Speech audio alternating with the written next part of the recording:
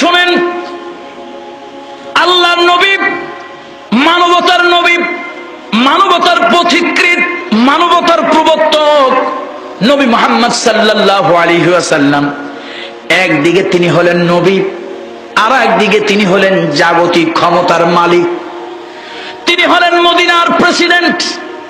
আমি এবার সাথে সাথে একটু বললাম, ওয়াজ বাদ দিয়ে আমি বললাম, দেখেন মুহাম্মদ সাল্লাল্লাহু মদিনার প্রেসিডেন্ট, আপনারা মনে মনে ভাববেন এই অদক্ষ অযোগ্য ছেলেটারে কে বক্তৃতা দিতে দিল।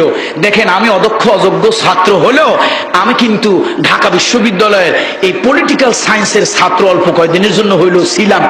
সুতরাং আমি যত বড়ই অদক্ষ হই, অন্তত চান্স পাওয়ার মতো দক্ষতা আমার আছে। সুতরাং আপনারা ভাববেন না যে মদিনার রাষ্ট্র বলে আমি ভুল করে ফেলছি। শোনেন, রাষ্ট্র নগর কেন্দ্রিক এক ধরনের রাষ্ট্র ব্যবস্থা পৌরনীতিতে বলে সেই যুগে ছিল। এখন সবাই আবার মাথাটা, মানে যখন বলছি মদিনা কেন্দ্রিক রাষ্ট্রের, মাথাটা উঁচু করে তাকাইছিল যে ভুল ধরবে, আমি আবার ওই ভুলটার গোড়াটা আগেতেই শেষ করে দিলাম। এখন আমার মাথা সবাই নিচের দিকে। আমি বলা শুরু করলাম, নগর কেন্দ্রিক রাষ্ট্র যদি হয় তাহলে সেই রাষ্ট্রের প্রধান কে? আপনারা কি ঘুমিয়ে আছেন না সজাগ? বলতেছিলাম, নগর কেন্দ্রিক রাষ্ট্র যদি ধরি, সেই রাষ্ট্রের প্রধান নবী মুহাম্মদ রাসূলুল্লাহ সাল্লাল্লাহু আলাইহি ওয়াসাল্লাম। একদিকে তিনি রাষ্ট্রপ্রধান, আর একদিকে তিনি ধর্মীয় নেতা, আবার আর একদিকে তিনি উচ্চ বংশের সন্তান। কুরাইশ বংশে আব্দে মানাব গোত্রে আল্লাহর নবীর জন্ম হয়েছিল। আব্দুল মুত্তালিবের নাতি আব্দুল্লাহর ঘরেই আল্লাহর নবীর জন্ম হয়েছিল। যেই নবীর মা ছিল জুহরি বংশের কন্যা, যাদের বংশের ইতিহাস অনেক বড় সমৃদ্ধ ইতিহাস, সেই বংশের সন্তান। এবার আসেন, ধর্মীয় পরিচয় দিলাম, জাগতিক পরিচয় দিলাম, এবার বংশীয় পরিচয় দিলাম। এই মানুষ, এই মহামানব একটা প্লেটের মধ্যে কিছু খাইতেছেন।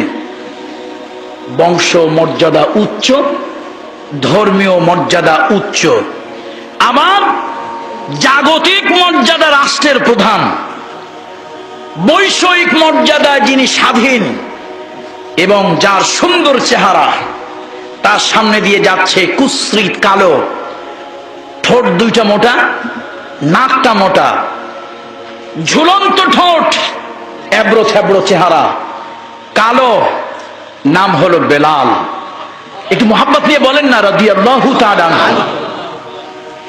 সেই বেলাল, কৃতদাস বেলাল, কালো বেলাল, দুনিয়ার মানুষের চোখে অপছন্দনীয় বেলাল, দুনিয়ার মানুষের কাছে অগ্রহণযোগ্য বেলাল।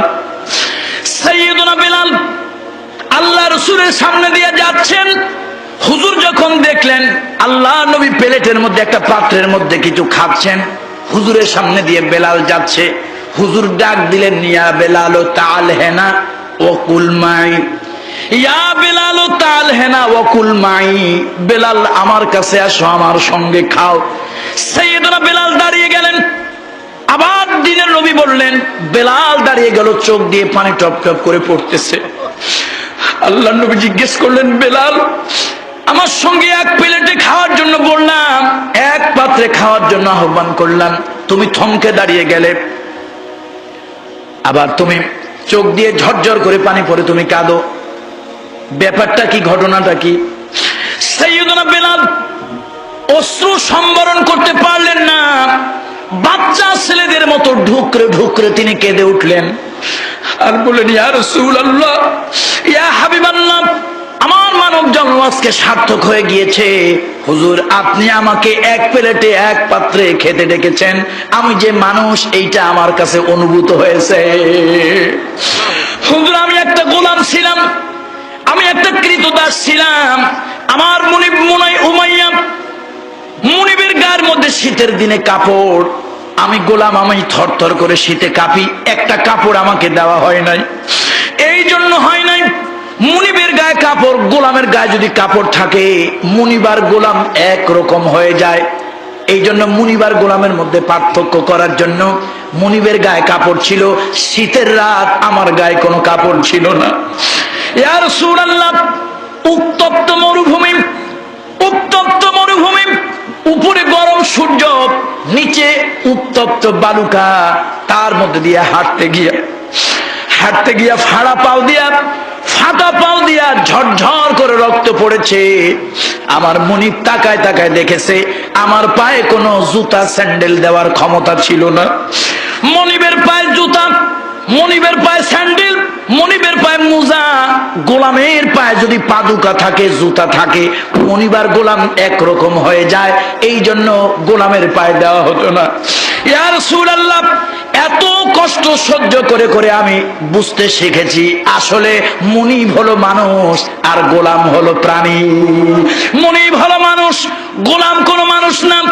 কিন্তু ইয়া রাসূলুল্লাহ, ইয়া হাবিবাল্লাহ, আপনি কুরাইশ বংশে আব্দে মানাব গোত্রের সন্তান, আব্দুল মুত্তালিবের নাতি, আপনি মদিনার বাদশা, আপনি দো জাহানের পয়গম্বর। আপনার মতো মানুষ আমার মতো একটা কালো কুৎসিত গোলামকে একসাথে এক প্লেটে খাওয়ার জন্য বলল, হুজুর আমি যদি ইসলাম গ্রহণ না করতাম, আপনার সোহবতে যদি না আসতাম, আমি যে মানুষ এটা কোনোদিন জানতে পারতাম না।